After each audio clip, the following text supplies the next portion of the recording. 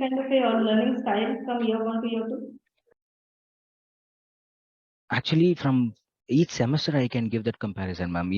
Semester one, I was bit casual. Okay, I will definitely get through it.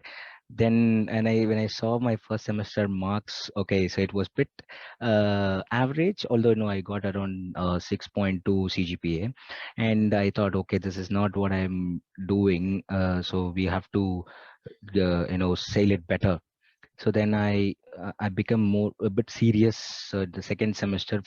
Unfortunately, my dad was not well during the second semester, so I couldn't focus much, but still I was able to clear the semester, in fact, but with some good marks in one or two subjects.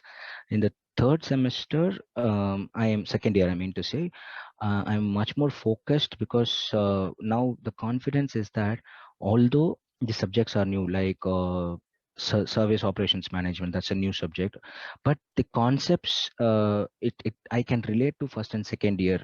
I'm just taking that example because it is somewhat related to quality management and uh, operations management that we learned in the quantitative methods that we learned in first and second semester. And similarly, what we are learning, the electives that I have taken is the PRMS, Performance and Rewards Management System, that is related to MOB, and the other subject that we learned last semester.